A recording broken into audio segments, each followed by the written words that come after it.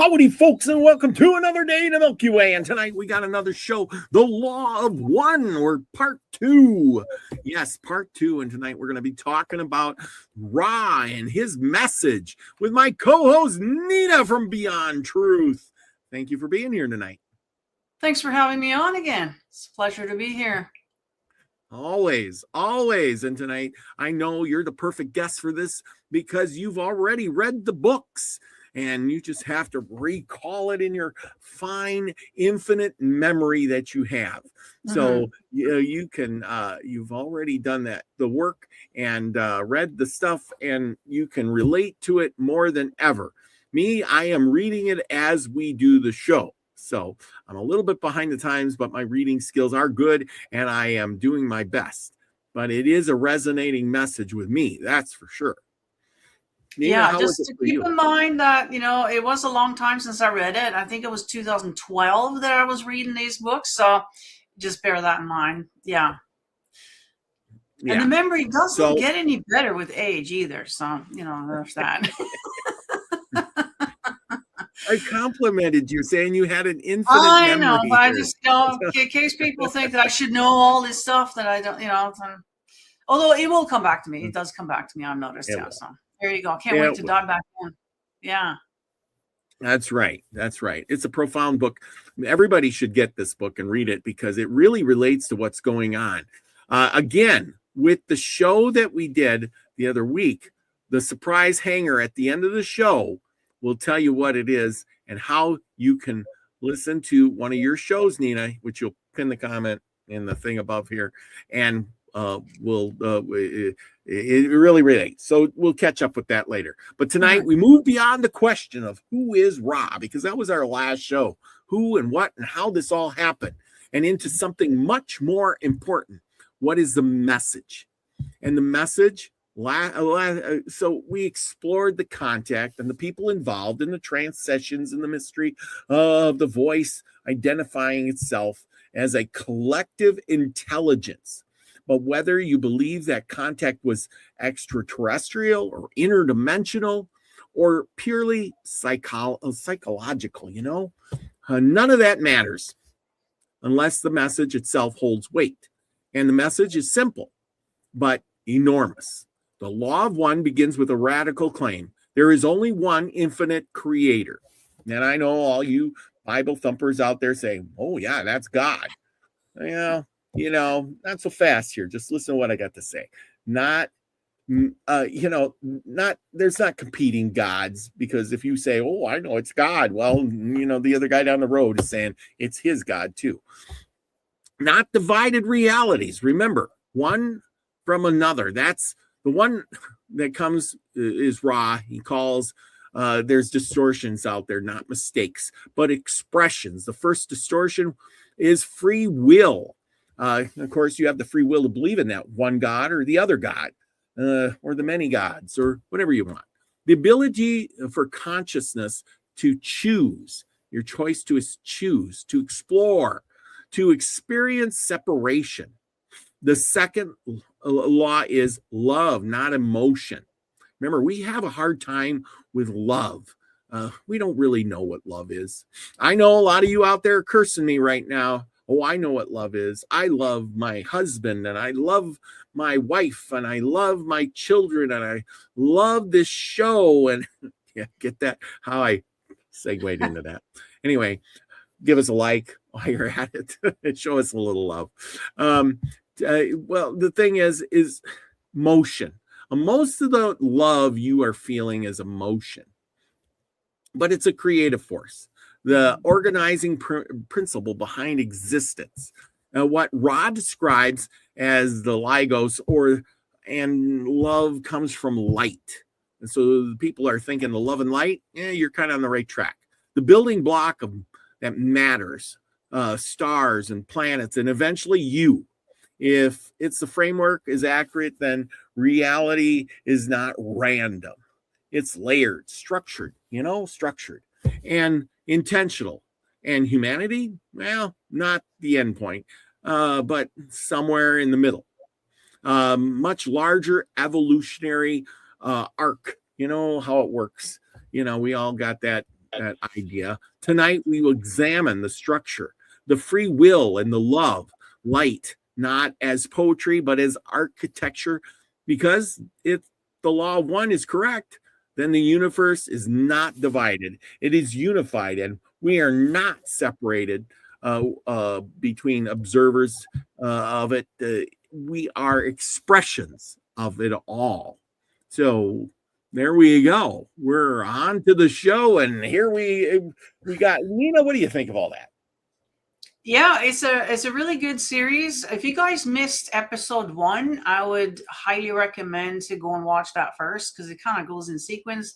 It is a 5-book, the 5th being more personal stuff about them.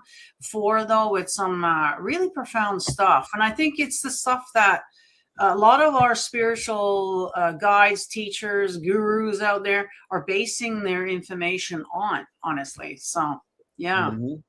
Yeah, this is the book right here, the book of raw material.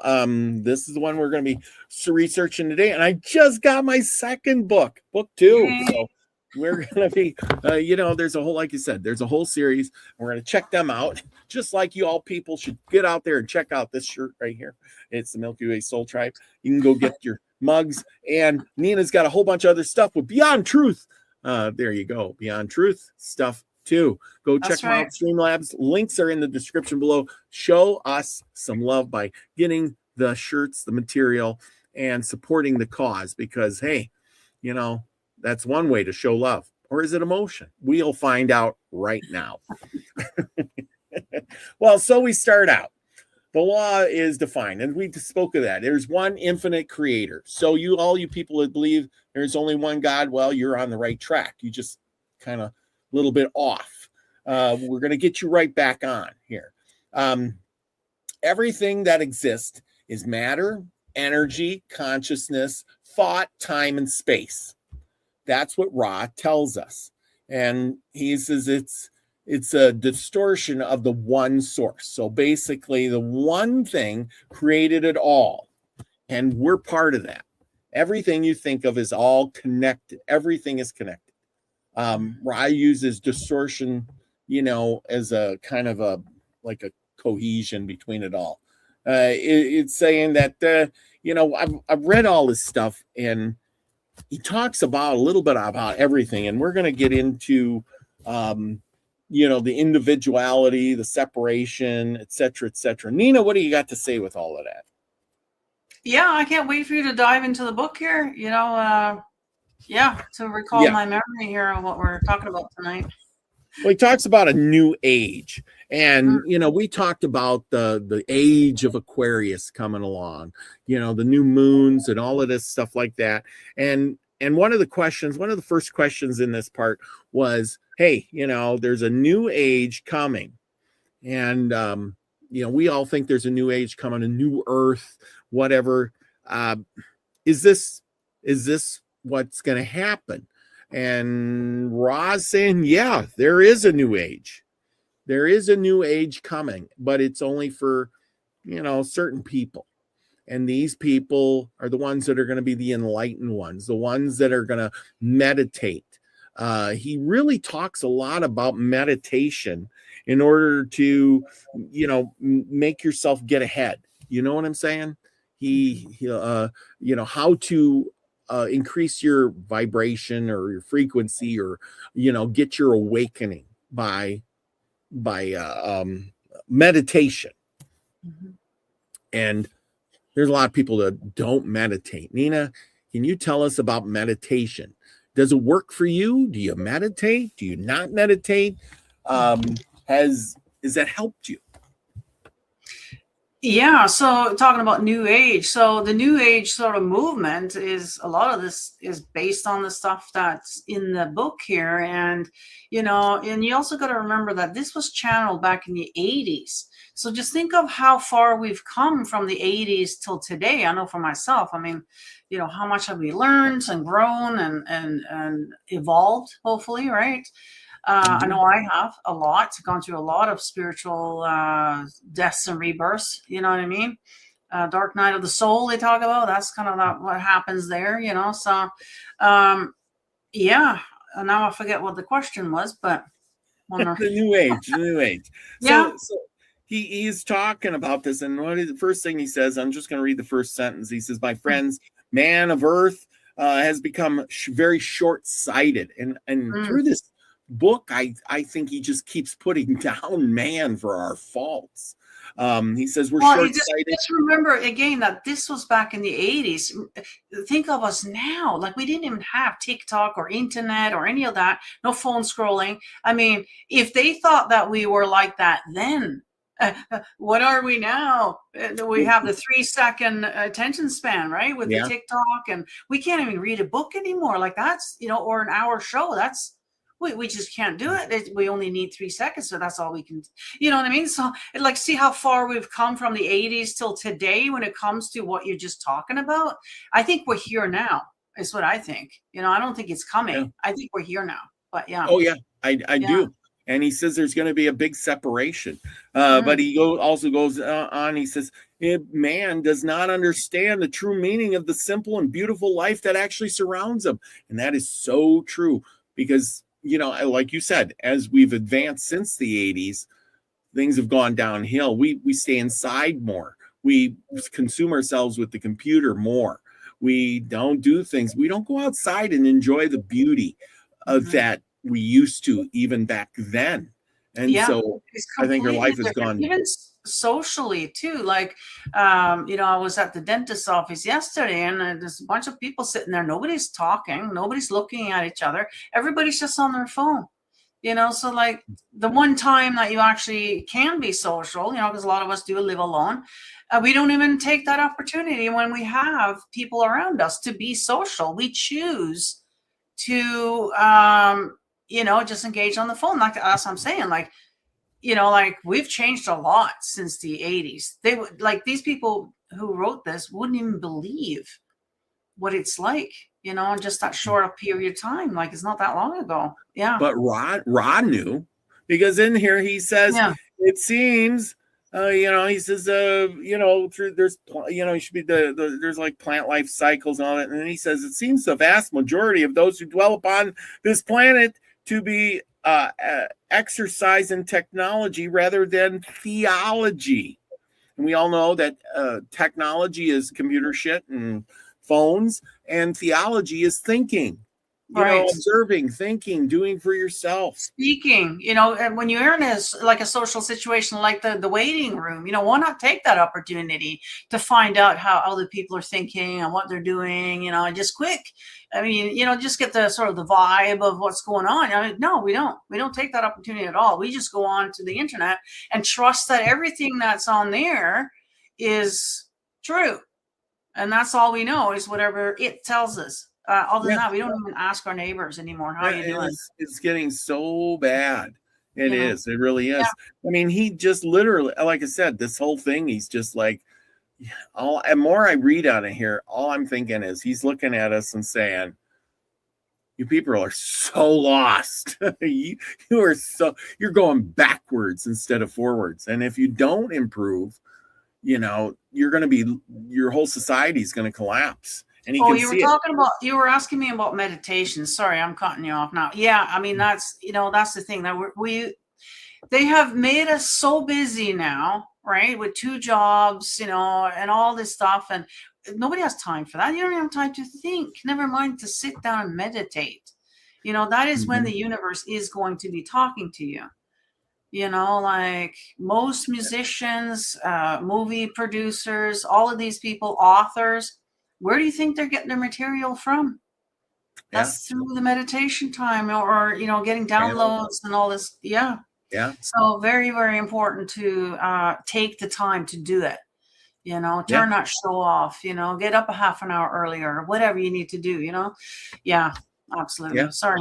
So he says the man on earth has lost his awareness that is rightfully his. And then he says, he has lost this because he has focused his attention upon devices and inventions of his own and has become hypnotized by playthings that his ideas, and he is but a child in his mind. Does that not describe society today? Like he almost knew. I mean, back in the 80s, you couldn't really say that. You'd be like, kids were out there playing outside, running around.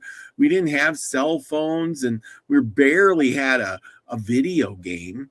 I think. Well, I was going to say, I mean, they deliberately put the television into our homes in the 50s. So by this time now, then they would have had a good 30 years, a good generation growing up with that television that told them the vision to have. And it wasn't bombarded as much as it is today, but that was the grooming. We were being groomed, and we were kids. And I was a teenager in the 80s, and I guess so were you. And so MTV, this is, now I grew up in Norway. We didn't have MTV. We didn't have any of that stuff. So I actually was sheltered a little bit more, a little bit longer than you people over here, you know what I mean? Although this is, how do you think I learned my English so well? I was sitting there watching the sitcoms on TV. You know what I mean? Like, that's how I learned my English. But yeah, so they have had that 30 years of the television. So anybody that was in the 80s, I don't know if you watch a kid sit there and watch TV, they're completely zoned out. They're completely like hypnotized. You can be like, hey, what do you want for dinner? No answer. You're just completely hypnotized by the TV. So even back then you could start to see that, oh boy, this thing here has got full control over most of us, Yeah. Yeah. I mean, and like I said, he's predicting this. And what does he say? Just what you described. He has become hypnotized by playthings. Yeah, the TV. And then the video games came. I mean, we just had the plink, plink, plink, whatever it was back then. But, they came pretty long, it wasn't. But still, even just watching that, thing moving back and forth, but it puts you in a hypnotic sort of state, honestly. If you're fully engaged in that. So, and then you're open, you see. So what's happening now? It makes you wonder, like, how much of our thinking and whatever is actually our own. Really. Now, Ross says there's a cure for this. He says this may simply be remedied. He said, and again, simple remedy. I mean, I'm sure you can think of the remedy already. And, this is what he says, though. He says, man can once more return to an appreciation of reality rather than appreciation of the illusion created by his mind. And all that is necessary, my friends, is that he individually avail himself to the appreciation of reality through the process of what else? Meditation. And for this process, still his active conscious mind, which is continually seeking stimulus within the illusion developed over so many centuries upon this planet Earth. So basically, he's telling you, get off the game, get off the phone, get off the television, do a little meditation, and you'll be back on track. But again, I think you hit it off right at the beginning of the show where you said, hey, we only have a 3-second attention span, or 10-second, or whatever it is. If we can't concentrate longer than that, or be stimulus like a short, we're all watching shorts now. If we can't function that long, how are we going to meditate? How are we going to get off the juice? This is done deliberately so that we don't, because they don't want us meditating, and having a spiritual practice, because that is, I mean, they basically gaslit it in the Bible, right? We're not supposed to touch any of that, because that will actually make you, realize things and you're going to figure things out. That's not in their best interest. So to keep we're getting so desensitized now. We're getting like overstimulated is what it is. Okay. We're overstimulated and we're just looking for more and more. And it's that dopamine hormonal thing. They know exactly what they're doing. They have, psychologists, they have all kinds of people who are, working together to, like, just like how they did the television, to hypnotize us that way. And so we're going to want to be plugged in, because pretty soon that phone is just not fast enough. And it was funny, we were just talking before the show about, the internet is not fast enough. We want that thumbnail right now, and we are no exception here. Like, we're just as bad as the rest of you, you know what I mean? Like, we just want it now, fast, everything. And we're going to want to be plugged in and have everything inside of us now in one split second, rather than have it over time. Like, this is where it's going. So, yeah, and we're doing it to ourselves, we're going to want it at the speed of thought. That's how fast we're going to want it. Yeah. And everything all at once. So yeah. boom, and, one big download, we're done. And I still have to sit here and read and pay attention. No, we don't want that. Yeah. All those data centers, people, are getting created because. What do you think that's for? Yes. It's all because of you. You want it faster. You want those TV programs. You want your Netflix. You want your computer, your games, your phone to work faster. All of that stuff will work faster. We're making our own crappy world. Digging our own grave, folks. Yeah, it is. And he's telling us here. And he said he's telling us the cure for it, but nobody's following this message. No. At all. I mean, it's getting worse as the days go by. And then he says man must return to this if he is to know reality, the simple thought of absolute love. Okay, Nina, tell me what love is. None of us know what it is anymore. I don't even think we do. You touched on it earlier. Love, what is it exactly? To me, I've figured out that hormones is a huge part of our day-to-day love, or hate. Have you seen a woman hormonal? I mean, the different, times of the month, and never mind menopause. That's a whole nother story. You know what I mean? It's all hormones, or lack of, or too much of, or, you know what I mean? And like, when we become a mother, it's not that we're any special, that we're any different than the men. It's just that we get an influx of hormones now all of a sudden that makes us maternal, makes us want to take care of that baby and do all the things that we normally wouldn't if we didn't have that. And so it's all hormones. And that's exactly what happens when you fall in love. It's an influx of this hormone. Yeah, there is that pheromone, I guess, that instant attraction. But after that, it's hormones. And then when you get together, you know what I mean? That's another whole thing of it's all hormones, guys. So if you can stop, and I know, I remember when I was younger, you could never tell me this. I would never listen, you know what I mean? But now that I've been through it all, I can tell you, if you can stop and just think for a moment, like, about what you're doing, is it just hormones right now? You know what I mean? Like, we would all make a lot better decisions, let me tell you. So, yeah. And that's exactly it, because nobody can really I think you put a good finger on it.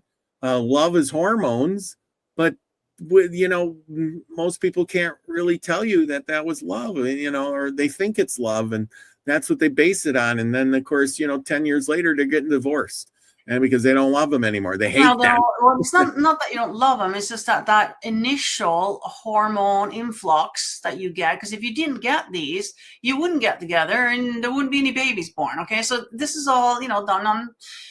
But yeah, that hormone thing depletes, and it usually takes about 7 years, and a marriage is done usually. And there's some big decisions that have to be made at 7 years, or whether or not you're going to carry on for another 7, because everything is in a 7-year cycle. If you notice, start looking back, you'll see what I'm saying.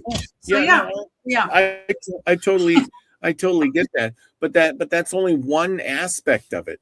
There's the love of, your partner. And then there's the love of your parents. There's the love of your children. There's the love of your job. You've all heard the expression of love of money.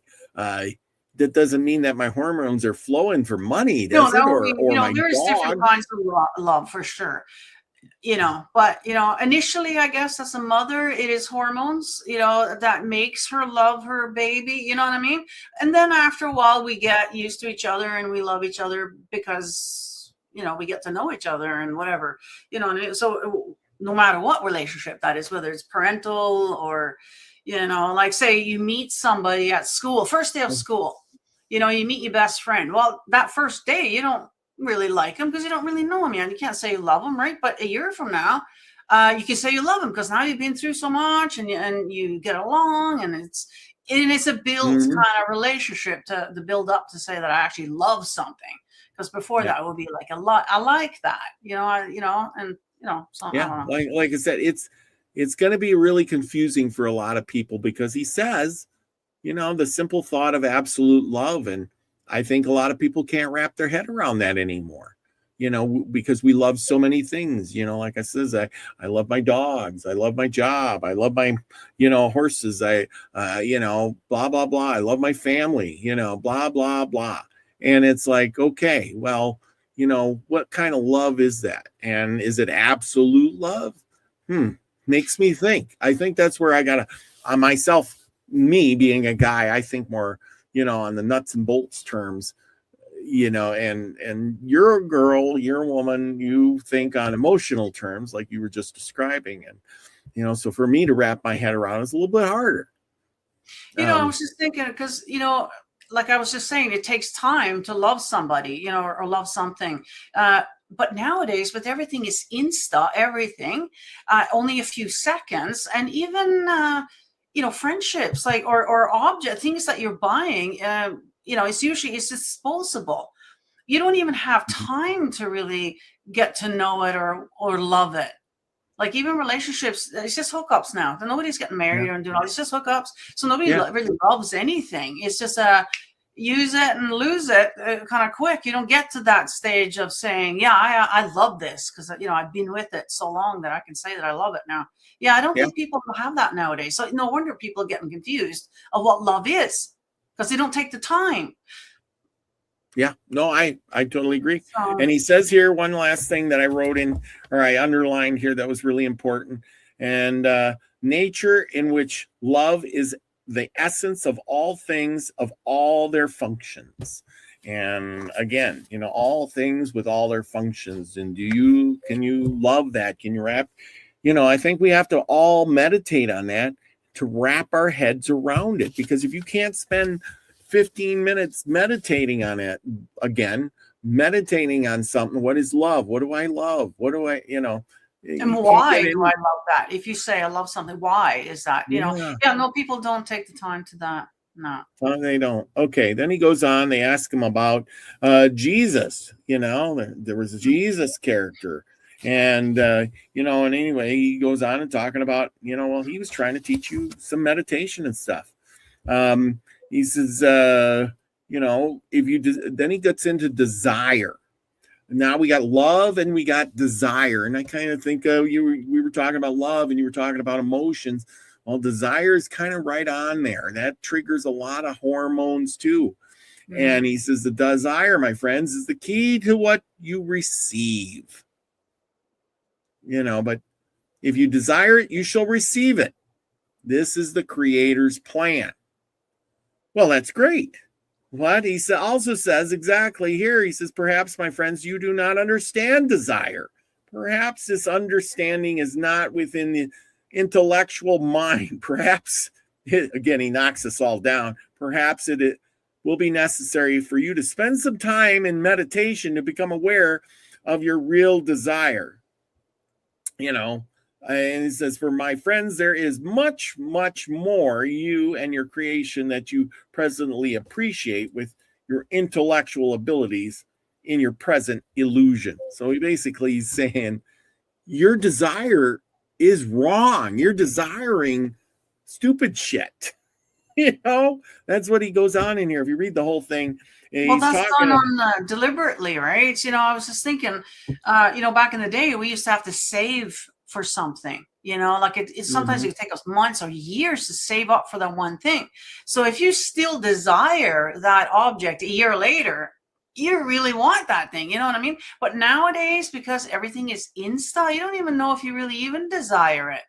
Yeah. Because, by the time you figure it out, you're already throwing it away anyways, and, and you don't appreciate it because you can get it right now.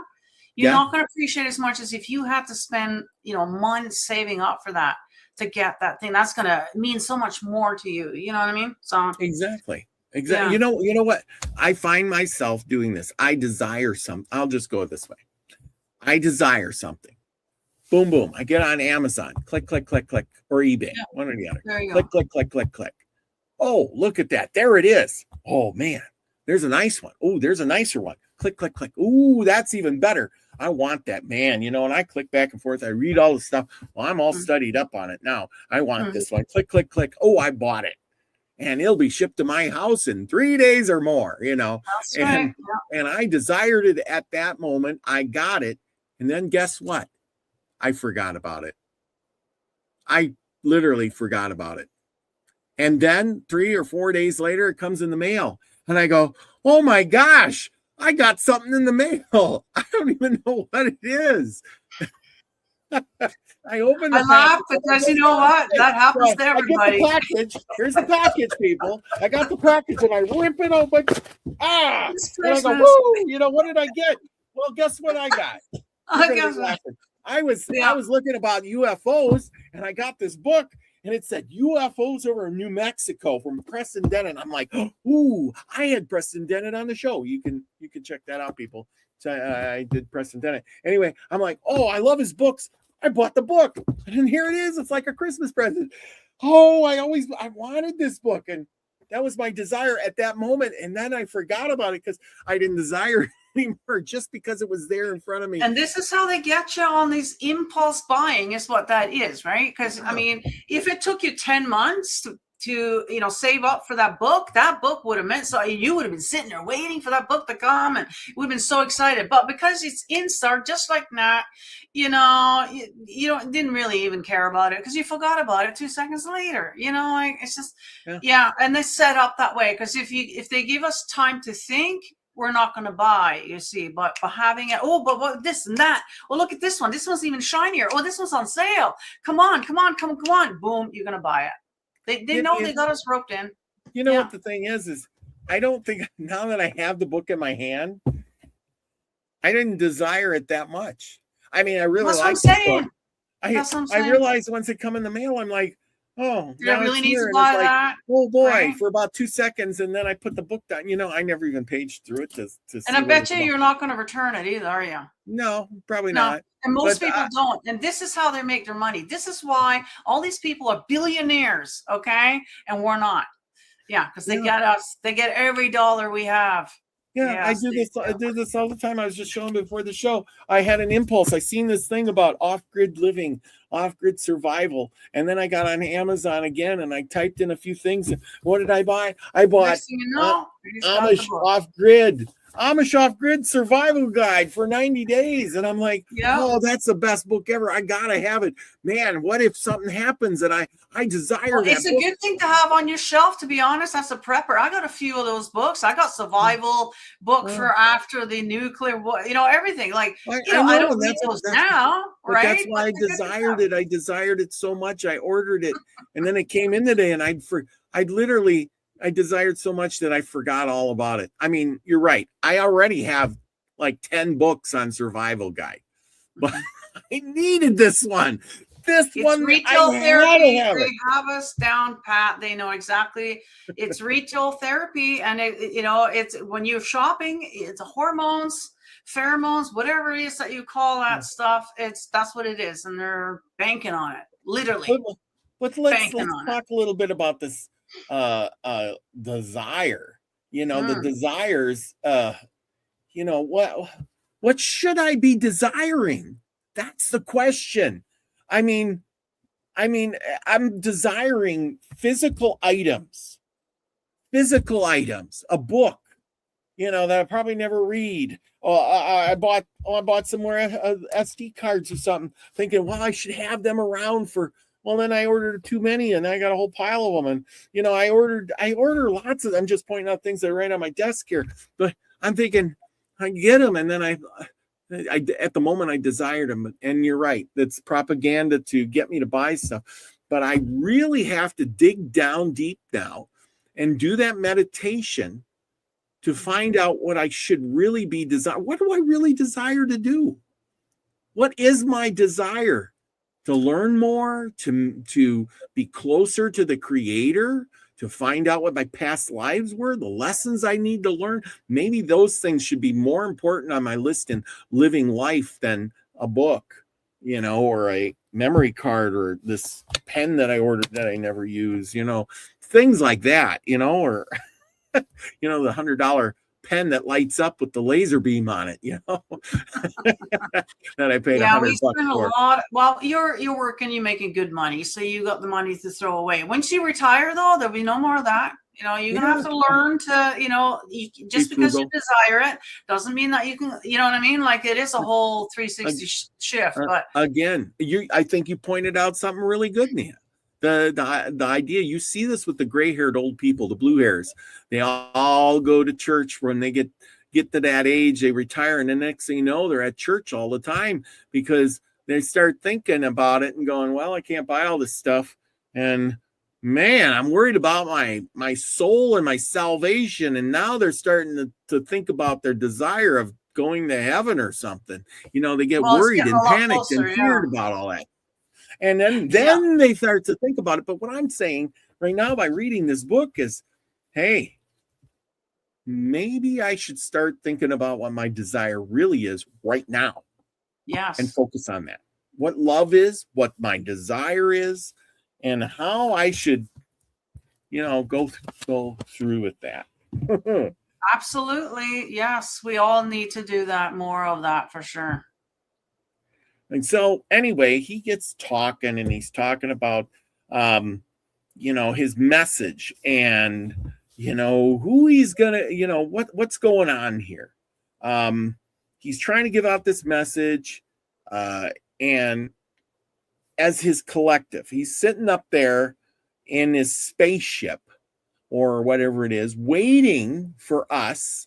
And he's sending us a message, trying to help us get ahead because we've forgotten who and what we're supposed to do. We don't know what our desires are.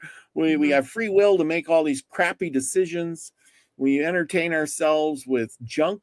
And then he says, we do not wish to impose our understanding or truth upon your people.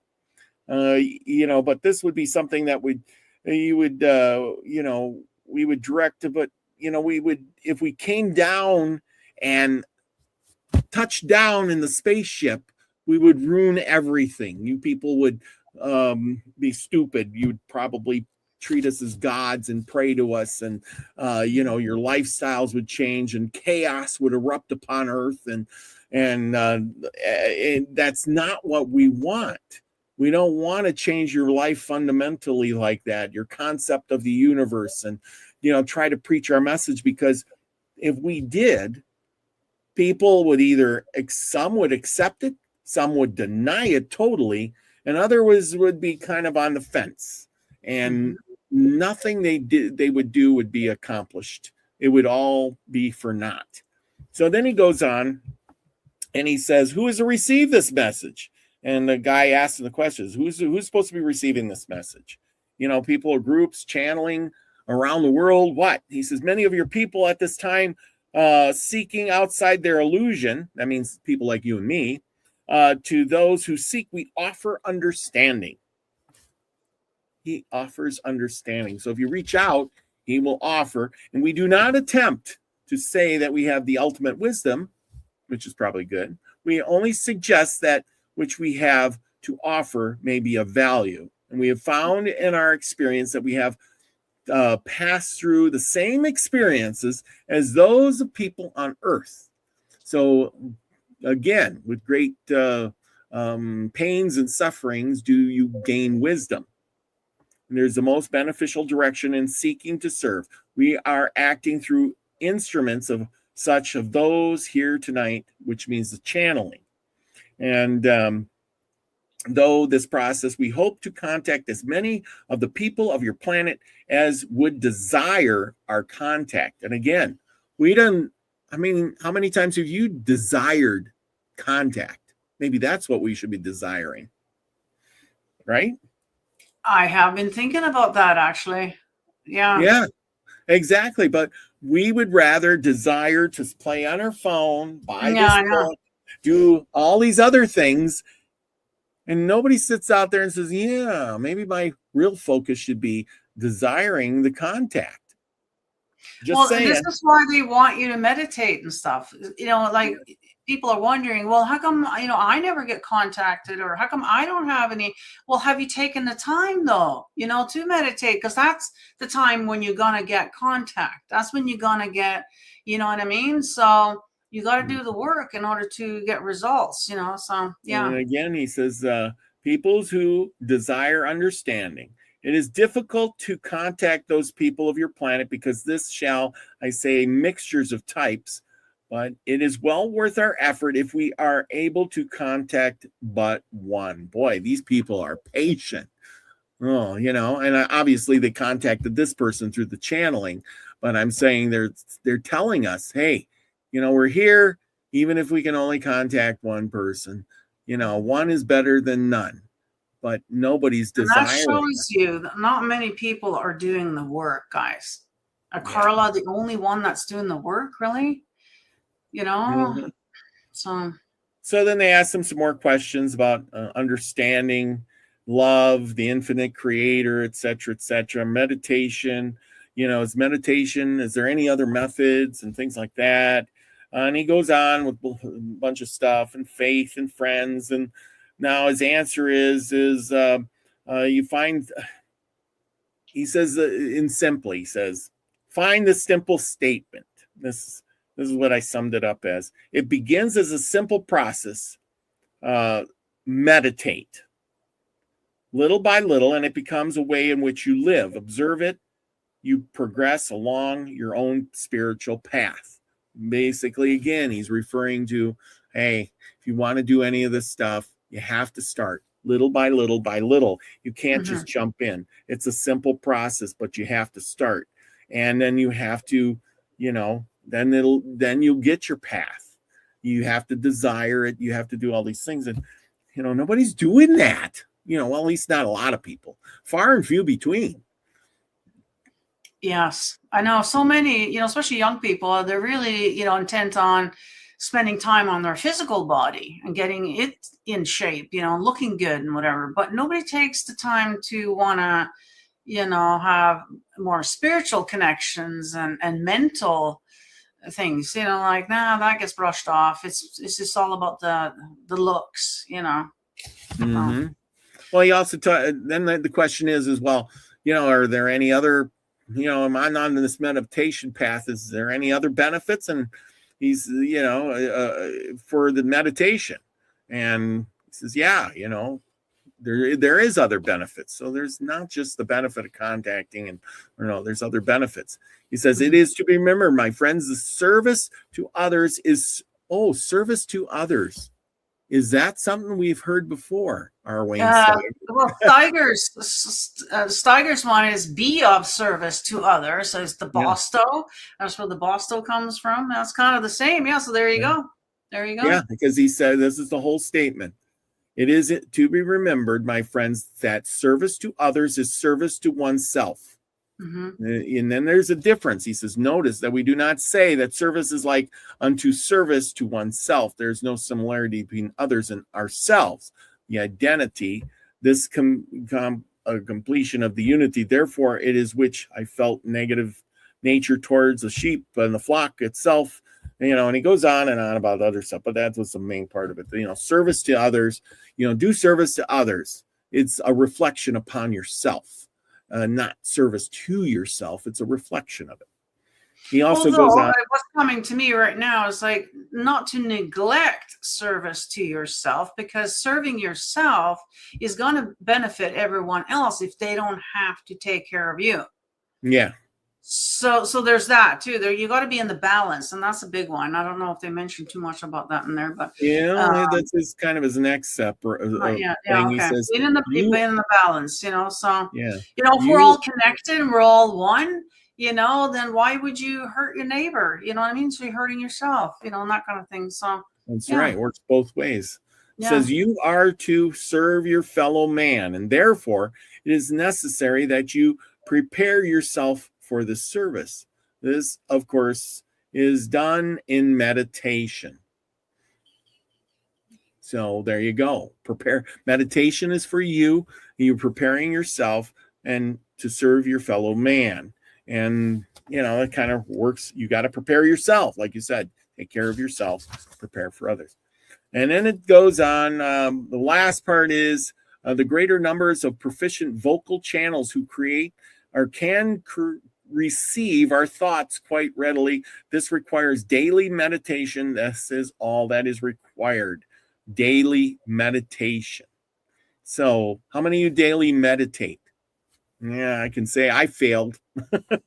Yeah, we all, I'm sure we all do. I mean, you know what I mean? There's a balance too. There's some people that just meditate too much. There's something to be said. You got to be grounded and do what we need to do here, because we're here for a human experience. You got to remember that too. It's not just about being up in the cloud and meditate. We are here, and that's what I'm trying to do more of. We got to remember that we're here for the human experience, the flesh. You know what I mean? Yeah. All that other stuff. At night when we're sleeping, we're in the astral doing all kinds of things. You know what I mean? So yeah, but you definitely need, because meditation will help your blood pressure. I mean, it's not just the contact or getting messages or whatever. I mean, that's a bonus, I guess, after you've done it for a while. Don't expect that to come on your first few tries either, by the way. You know what I mean? But it should be a daily practice, or at least weekly or something. Set aside something like you do church once a week. Well, who's to say you set aside a couple of hours for meditation maybe every week, if that's all you have time for. But definitely start somewhere. It's kind of like exercise. So you just got to get going, Yeah. Well, exactly. Just get going. Start little by little. It's better than not doing it all. But I'm sure more people spend more time on this phone than they do meditating. And so there's things like, there is apps that you can use for meditation if you need, like, say, a guided meditation, or you want some music. There's different hertz frequency type of things. So you can use your phone with it too, as an enhancement too. So, I agree. Yeah. But you have to still take that time to you still do have that. To, and maybe instead of pencil watching, it in. Yeah. Instead of watching a short about some cat falling off a cliff or something, or playing with a yarn ball. And some people will say, well, that's my downtime. That's how I get to unplug and not worry about everything that's going on in the world. Well, the meditation will also do that, though. It's just a different way, so look at it that way. Yeah. Now we're going to move into reincarnation. So they asked them some questions about reincarnation, the forgetting process, which occurs at the time of birth and into this carnation, this physical reality. And what his answer is that, that you are most certainly aware in some manner of one of your lessons, that you can see these lessons that are not to be avoided. They're lessons. You're here for a lesson. They are to be learned. He says also, in such a lesson, such as achieved, that will separate you from understanding is most often your own thinking. Your conscious thinking process is quite capable of being self-destructive, in the sense that it may aid you to avoid a lesson that you wish in reality to learn. So we come here to learn lessons, but again, our thinking brain makes us avoid those lessons, because we're always trying to avoid dangers and things like that. Well, and then again, he says, hey, we have been where you are, and we are aware of all these particular illusions that you're facing. We mean simply to achieve a state of attention so that your destructive, again, he's putting us down, your destructive impulses are not free to clog your mind completely and to keep you from learning the lessons you came to learn. I just think that's just so profound. You didn't meditate. You're clogging up everything. You're come here to learn something and you're not doing it. And then you're destructive. Destructive influence. Is that where we, like, you've heard people talk about it, how they just sabotage themselves, and do stupid things. And oh man. Well, like he says, he's been there, and I think we all have been there, okay, whether it's in this lifetime or previous. And this is why we keep coming back, okay, because we're not doing the work, okay, we're not getting it. It takes us, and I mean, that took me forever to wake up. I was in my 40s by the time I started looking at things, and so I get it. So, but if you are listening to this, you're probably maybe a little bit more evolved than most, I would say, if you've gone through the video this far, and so there's hope for you. You know what I mean? So if you're not quite there yet, no worries. You still got time, but start now and start with the meditation, because that's when things are going to start happening for you. Yeah. So then the question is basically, of all the lessons we've learned about love, is the basic concept of all things. And Ra says, meditate upon the complete unity of yourself and all that you see. Do this, well, not once and not simply in the present circumstances, but at all times, and especially in difficult circumstances. And that's where we usually throw things right out the window. When things get difficult, you don't meditate on them. When things get difficult, when circumstances present themselves, we act and react impulsively, and we don't think. We toss it out. Nina, I'm sure you've done that. Something happens, you toss everything out the window and you act instinctively instead of consciously. We don't meditate on it. Oh, I got a problem. I'm going to think about it for a while and meditate on it. No, I got a problem. Oh my God, throw money at it. Fix this. Call people. I'm on the phone. Help. I don't know what to do. And women do that a lot more than guys, but so I'm sure again, that's a hormonal thing. All of a sudden adrenaline shoots up because something happened, right?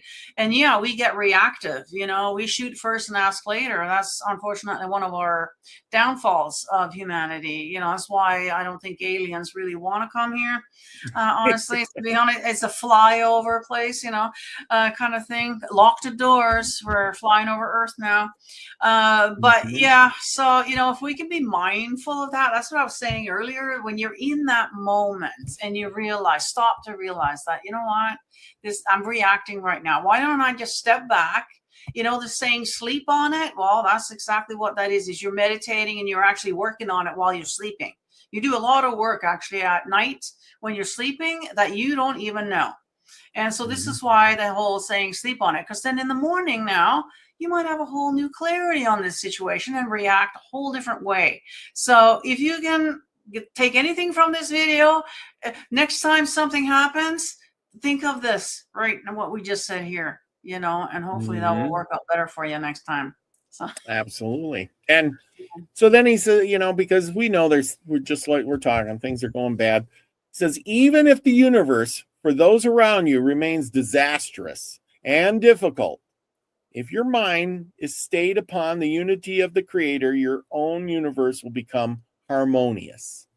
And I got seeing that's where he's talking about. If you meditate on things a little bit, if you kind of keep your cool, if you don't fly off the hook and go all hormonal, you could be in harmony with everything.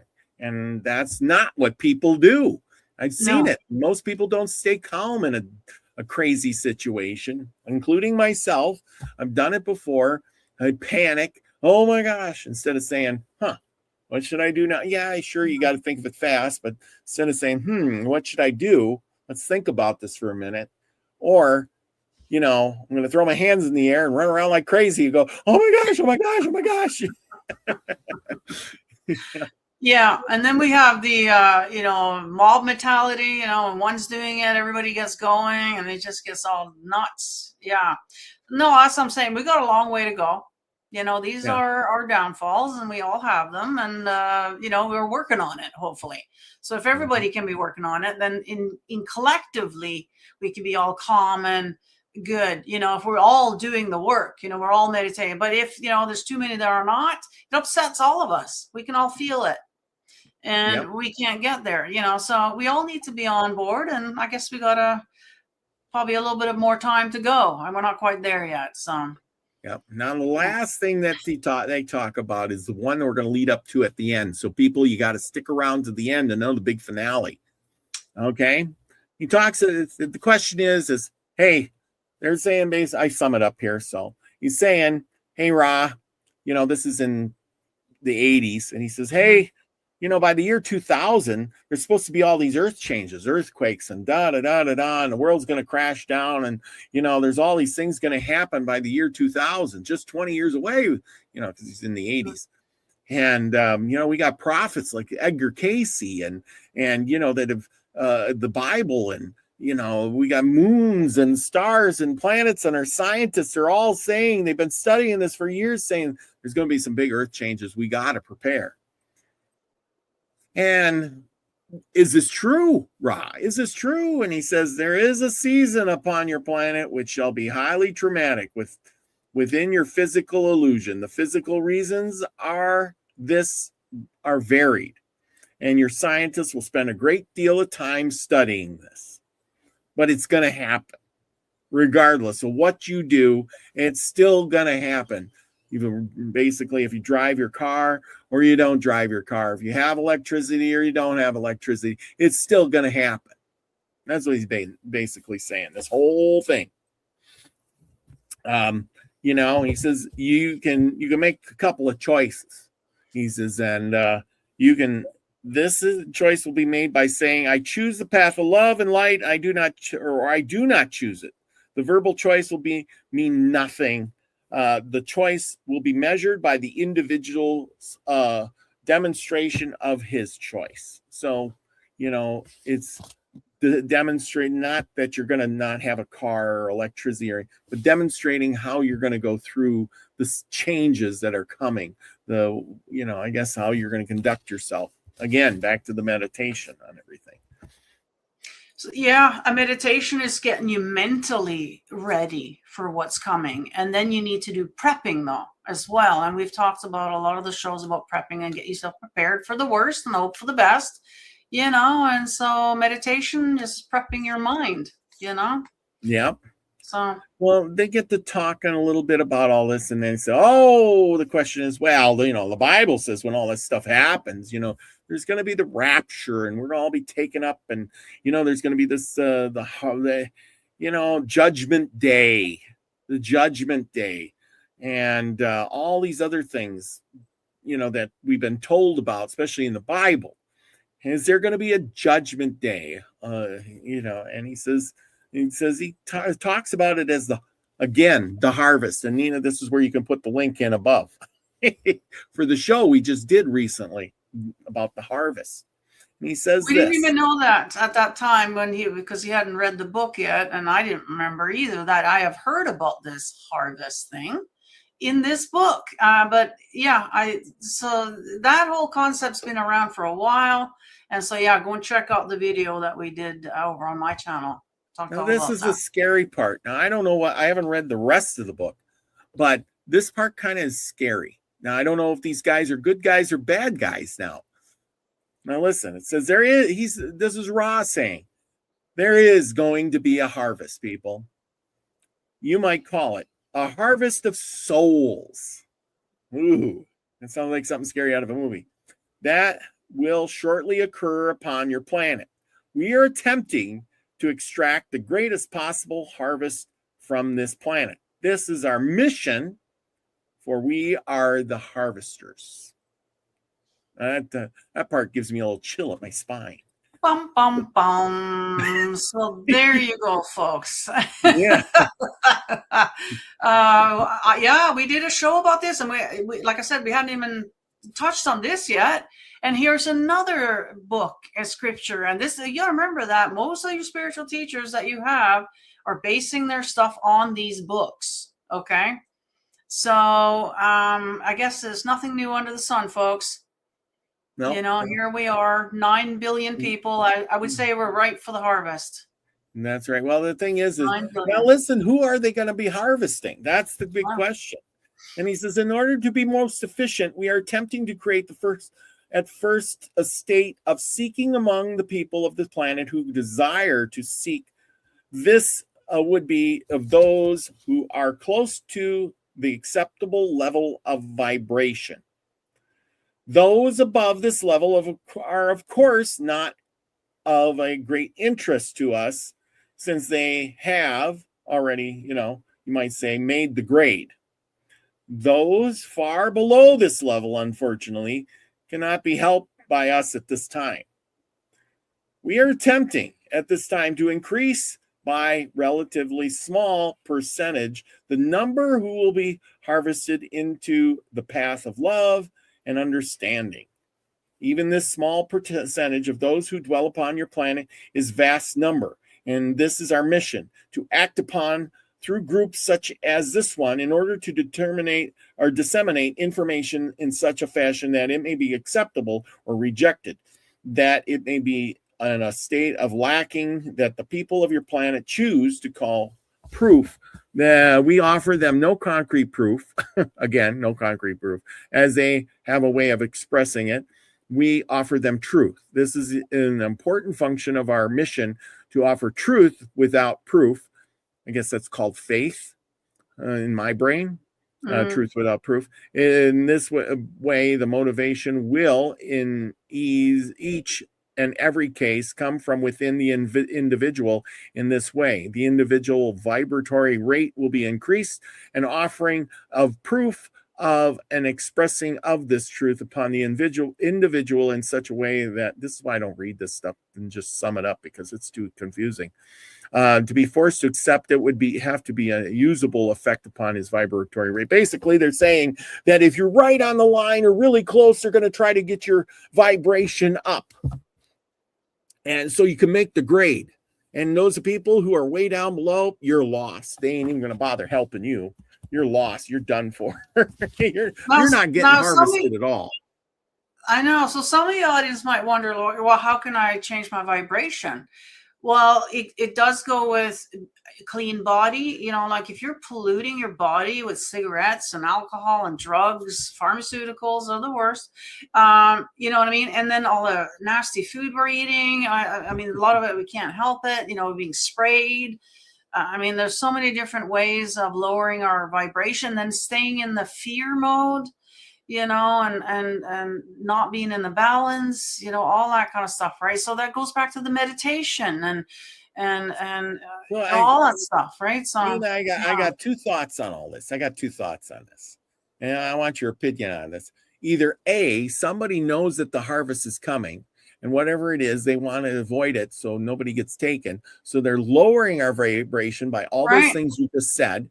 And every second store is a liquor store. And now we got dispensaries right next to mind. A dispensary though, or you know what?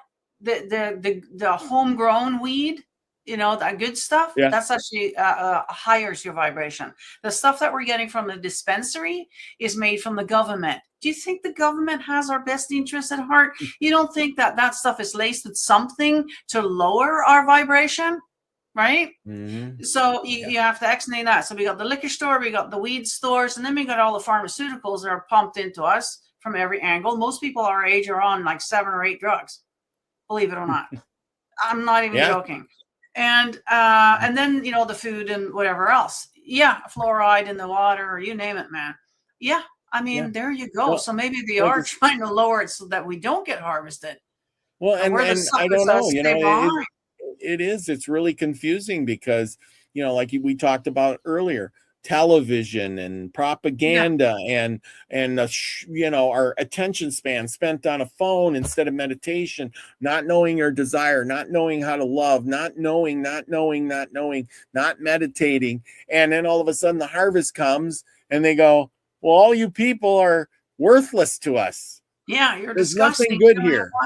You know, so if they are here to scoop us up, you know, in a bad way, maybe the people that we're thinking are the bad guys are the good guys, or maybe these guys are the good guys and there are really bad guys. See, this is where things are confusing. That all depends, though, whether the harvest is a good thing or not.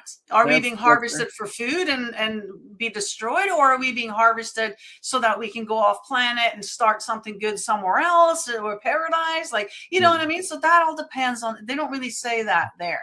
So I don't know. Do I want to stay? Do I want to go? I don't know. I haven't quite made up my mind on that one. These are good questions. And people, you'll have to come back for next week's episode where we might find those questions out. So come along with us on this journey as we explore the Law of One, Book 1. And on our continuing series here. Thank you, Nina, for joining me tonight. This has been great. Any last words? Yeah, come and join us over on Beyond Truth. I have rebranded everything over there. So if you didn't like the way it was before, well, come and check us out now. It's at Beyond Truth 33 on YouTube. Make sure you subscribe. Follow us there. We do weekly shows. We're doing podcasts. We're all over the place. So come and join us on Sunday nights in the live chat. That's right. Absolutely. And don't forget to join me Tuesday night with David Null on Native American Myths and Legends. Check us out there. Don't forget to go out and buy your own merch, because we got good merch. We got coffee cups, hats, shirts like this, the Beyond Truth shirts. When mine gets here, I've already ordered, and I'm going to order another one. We got so much merch, and it's good quality, and the prices are good, guys. So go and check it out. It's a great way to support both of us and get yourself a one-of-a-kind item. Support the show, support us, support what you believe in. And with that, everybody, remember to go out and do something nice for somebody. Things are rough out there for you, me, everybody else. Give a smile. You don't have to, it doesn't cost money to smile, wave. Hey, how you doing? Yeah, give us a like, things like that.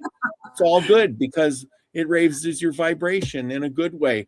Because why, of all things? Because you got to be the frequency you want to receive, everyone. Love y'all. Bingo. Thanks, everybody.